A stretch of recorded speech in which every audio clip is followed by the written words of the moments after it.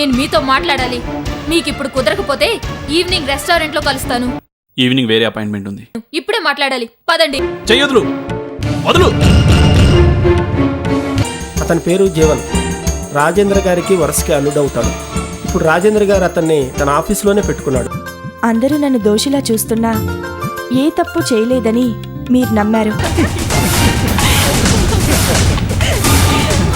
రాత్రి 10:30 అవుతుంది. వయసుకొచ్చిన పిల్ల ఇంకా ఇంటికి రాలేదు. మీకు కొంచెమైనా బాధ్యత ఉందా? కొడుకు చెడిపోతే తండ్రిని అంటారు, కూతురు చెడిపోతే తల్లిని అంటారే. కాబట్టి ప్రియ ఏం చేసినా, దానికి ఏం జరిగినా దానికి నువ్వే బాధ్యత వహించాలి. మీతో అబద్ధం చెప్పాను రాజేంద్ర గారు. మీ అమ్మాయిది యాక్సిడెంట్ కాదు, సూసైడ్ అటెంప్ట్.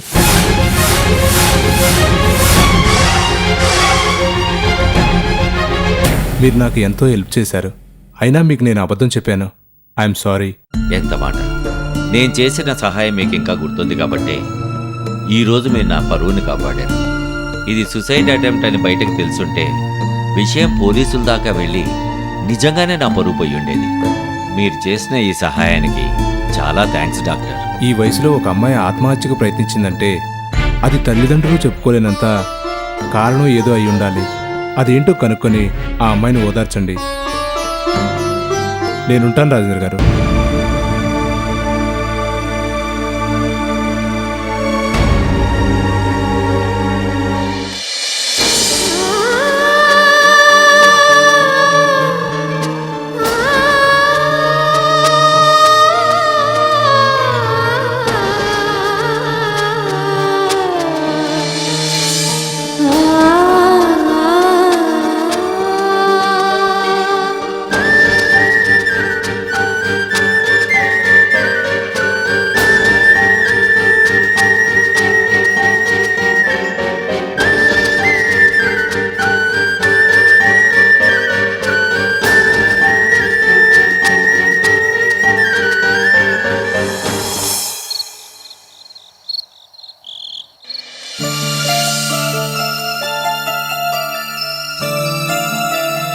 ఏమిటో ఈ మనిషి ఇంత రాత్రవుతున్నా ఇంటికి రాలేదు.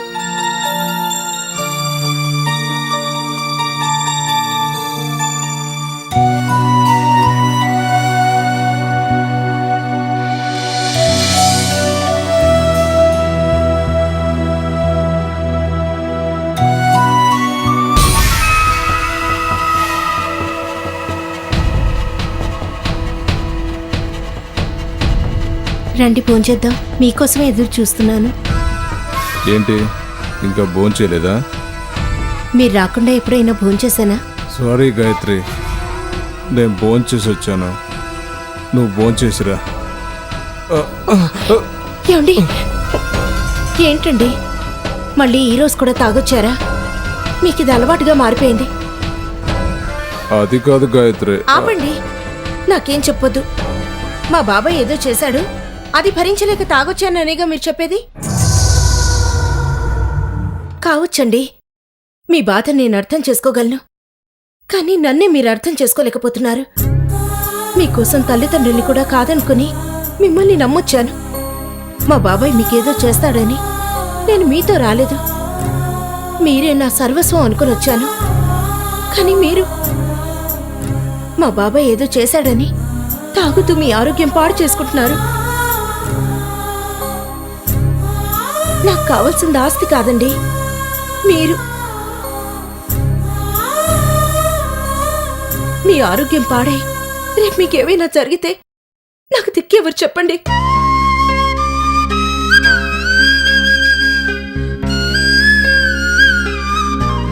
చూడండి, నిజంగా మా బాబాయ్ వల్ల మీకంత బాధగా ఉంటే తాగడం అందుకు పరిష్కారం కాదండి. సర్లేండి, రేపు మీతో పాటు నేను ఆఫీస్కి వస్తాను. ఇద్దరం కలిసి బాబాయ్ని నిలదీద్దాం. అంతేకాని ఇక మీదట మీరు తాగొస్తే మాత్రం నేను ఊరుకునేది లేదు.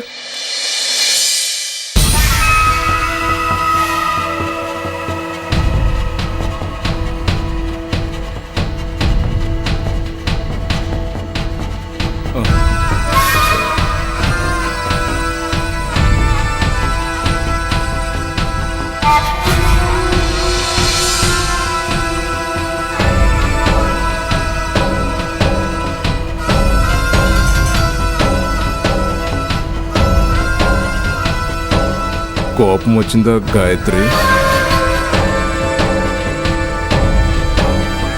అనవసరంగా నేను తాగొచ్చి నిన్ను బాధ పెడుతున్నాను. నన్ను క్షమించు. చాలండి, రోజు తాగి రావడం తప్పైపోయింది, క్షమించమని అడగడం. దీని బదులు ఆ తాగుడు మానేయచ్చు కదా. అంతా తెలిసిన వీళ్ళ మాట్లాడతావేంటి గాయత్రి? నేనేమైనా కావాలని తాగుతున్నానా? మీ బాబాయ్ మీ అక్క చెల్లెలకు చేస్తున్న అన్యాయం తట్టుకోలేక తాగుతున్నాను. అర్థం చేసుకో గాయత్రి, నువ్వు అర్థం చేసుకో.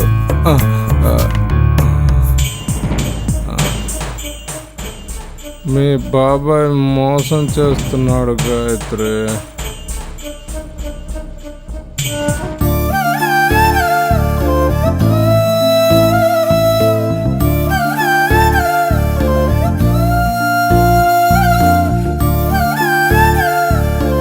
మాయా,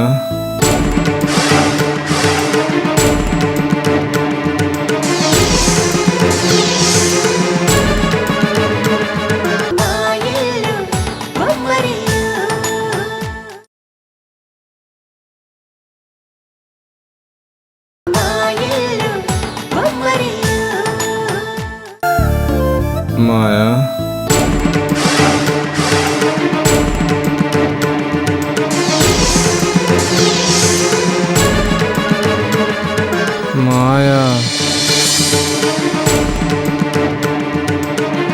మాయా,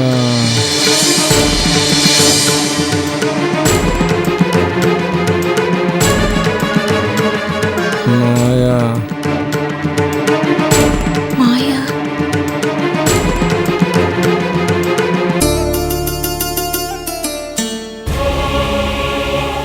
మాయా.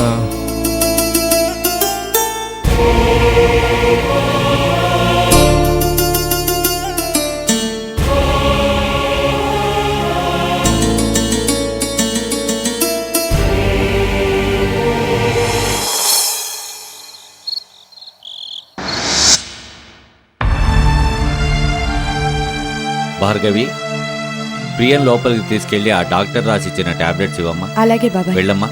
పద.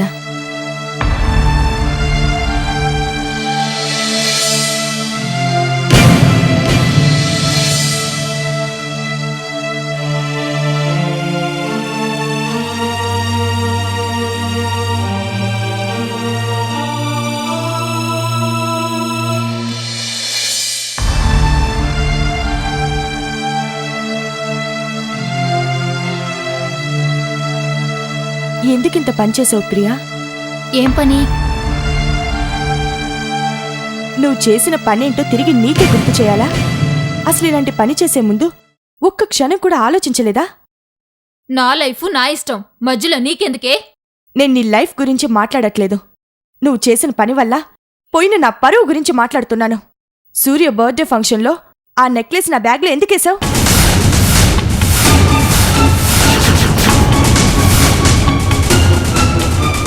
అంటే నేను సూసైడ్ చేసుకున్న విషయం దీనికి తెలియదన్నమాట.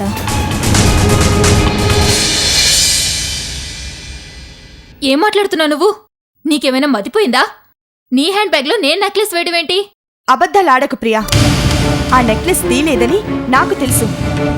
దాన్ని నా బ్యాగ్లో వెయ్యాల్సిన అవసరం నీకు తప్ప ఇంకెవ్వరికీ లేదు. నువ్వు అది పర్సులో వేసి సూర్యని నా నుంచి దూరం చేయాలనుకున్నావు. కానీ జరిగిన దానివల్ల బాబాయ్కే ఎక్కువ నష్టం జరిగింది ప్రియా. కావాలని నా మీద కూల్ డ్రింక్ పోయించిన నీ ఫ్రెండ్ని 2 తగిలించుంటే అప్పుడే నిజం బయటపడేది. కానీ అప్పుడు కూడా బాబాయ్కే నష్టం జరిగేది. అవునే, నీ మీద కడుపు మంటతో నేనే వేశాను. ఏం చేస్తావు? ఇలా మాట్లాడడానికి నీకు సిగ్గుగా లేదా ప్రియా? సూర్యని నా నుంచి దూరం చేయాలని ఇలాంటి చీప్ ట్రిక్ ప్లే చేసావన్నమాట. భార్గవి, ఎక్కువ మాట్లాడుతున్నావు. Be in your limits. నేనెప్పుడు నా లిమిట్స్ లోనే ఉన్నాను. నువ్వే నీ లిమిట్స్ దాటుతున్నావు. ఎవరి లిమిట్స్ ఏంటో నాకు బాగా తెలుసు. అయితే కావ్య మీ ఇద్దరి మధ్య బ్రోకర్ అన్నమాట. Shut up! Just shut up, Priya. వంకరగా ఆలోచించే వాళ్ళకి అన్ని వంకరగానే కనిపిస్తాయి. ఒక మనిషిని ప్రేమించాలనుకోవటం చాలా ఈజీ, కానీ నిజంగా ప్రేమించటం చాలా కష్టం. నువ్వు సూర్యని ప్రేమించట్లేదు. నిజంగా ప్రేమిస్తే ఇలాంటి చీప్ ట్రిక్స్ ప్లే చెయ్యవు. అసలు నీ ప్రేమలో నిజాయితీ గనుక ఉంటే సూర్యే నిన్ను వెతుక్కుంటూ వస్తాడు. అలాంటి నిజమైన ప్రేమ కోసం ప్రయత్నించు. అప్పుడు నీకెవ్వరూ కాంపిటీషన్ రారు. అలా కాకుండా ఎదుటి వాళ్ళని ఫూల్స్ని చేయాలని ప్రయత్నిస్తే నువ్వే ఫూల్ అవుతావు. జాగ్రత్త.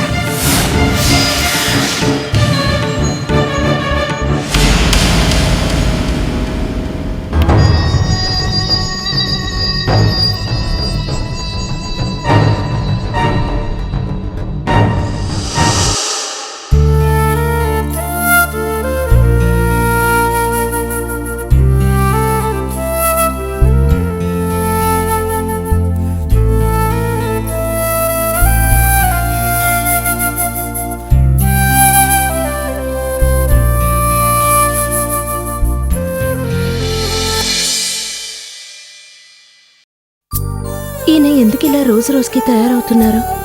బంగారం లాంటి మనిషిని అనవసరంగా బాబాయ్ దగ్గర పనిచేయమని చెప్పి నేనే తప్పు చేశానేమో. అసలు ఈయన ఇలా తయారవ్వడానికి కారణం బాబాయ్. మొదటి నుంచి ఈయన చెప్తూనే ఉన్నారు, నేనే పెడిచెవిని పెట్టాను.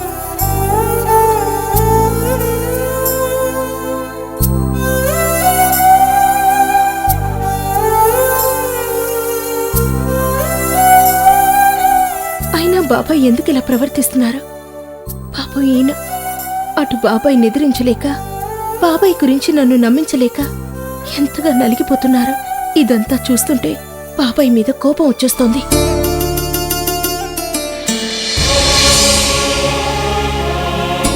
అసలు ఎందుకు ఇలా చేస్తున్నారని నేనే బాబాయ్ని అడిగేస్తే, వద్దు, ఇప్పుడు బాబాయ్ నిద్రిస్తే భార్గవికి అనవసరంగా ప్రాబ్లం వస్తుంది. సూర్యతో భార్గవి పెళ్లి జరిగేంత వరకు బాబాయ్తో మామూలుగానే ఉండాలి. ఒకవేళ నిజంగా బాబాయ్ భార్గవి సూర్యుల పెళ్లికి అడ్డం వస్తే నేనే తిన్నగా వెళ్ళి సూర్యతో మాట్లాడతాను. ఇద్దరికీ పెళ్లి జరిగితే భార్గవికి కొత్త జీవితం దొరుకుతుంది. అప్పుడు బాబాయ్ ఏం చేసినా ఎదిరించొచ్చు.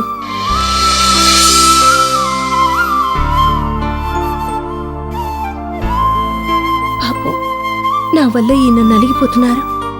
భార్యగా ఎలాంటి సుఖాన్ని అందించలేకపోతున్నాను. కనీసం మానసికంగా నైనా ప్రశాంతంగా ఉంచాలి.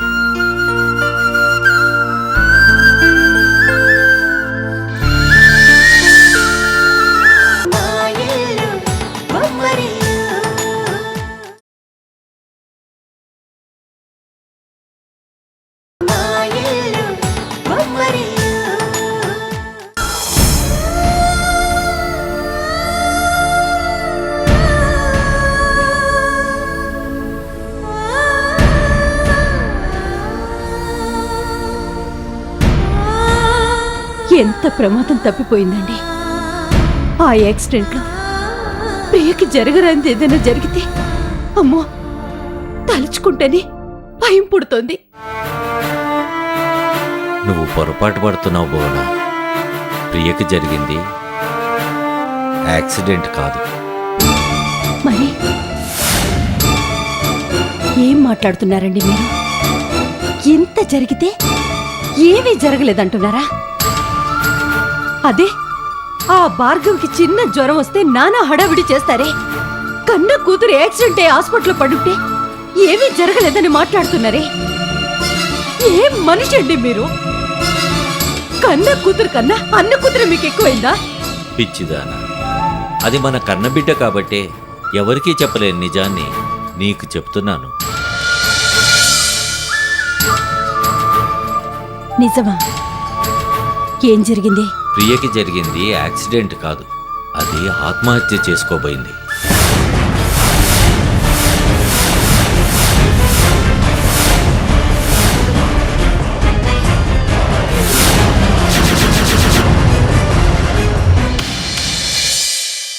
ప్రియా ఆత్మహత్య చేసుకోపోయిందా?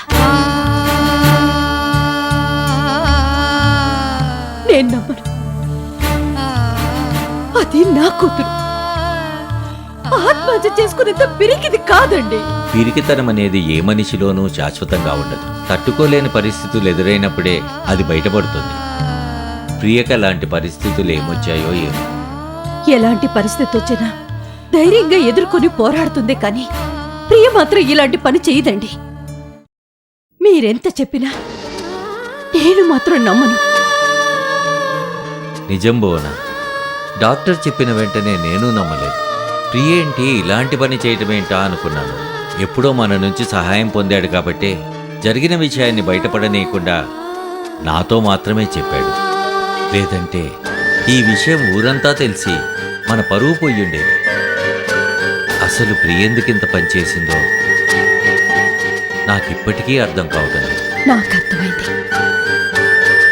అది ప్రాణాలు తీసుకునేంత వరకు వచ్చిందంటే దానికి కారణం మీరు.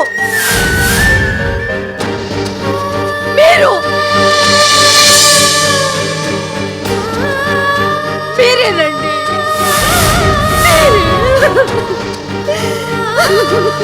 నేనా? అవును, ముమ్మాటికి మీరేనండి. పిల్లల్ని కంటే సరిపోదండి, వాళ్ళ కోరికలేంటో తెలుసుకుని తీర్చాలి. లేకపోతే ఏదో ఒక రోజు వాళ్ళ చావు కారణం అవుతారు. ఏం మాట్లాడుతున్నావు భువన? నేను ఏ రోజైనా ప్రియ కోరికలు కాదన్నానా?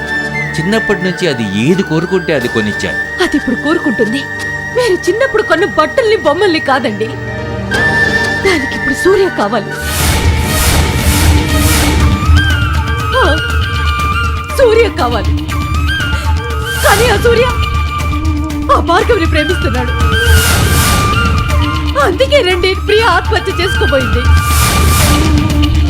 నా బిడ్డ అలా చేయకుండా ఉండాలి అంటే వెంటనే ఆ సూర్యతో పెళ్లి జరిపించండి ప్లీజ్. అది మాత్రం జరగదు భువన.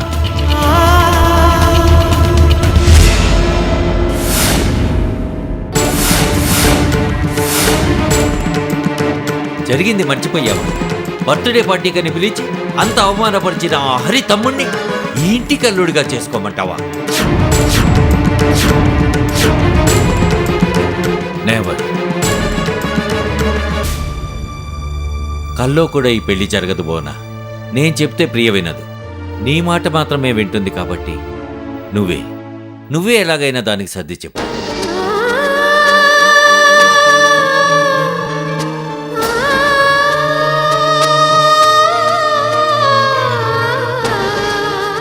చెప్తానండి, చెప్తాను. అదే మీ ముద్దులు కుదురు భార్గవి అయితే మీకు ఏ పరువు ప్రతిష్ట గుర్తు రావు. అదే నా కూతురు అనేసరికి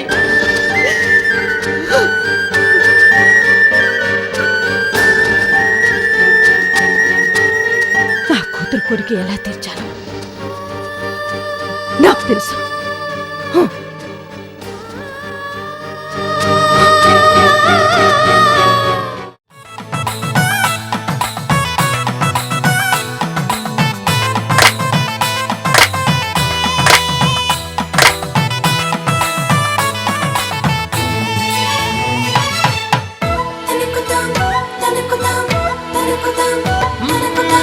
ఎక్కడిదో అల్లరి గాలి సరదాగానే వీచే చిన్నారి కిన్నెరసాని పయనాలేమో చూసి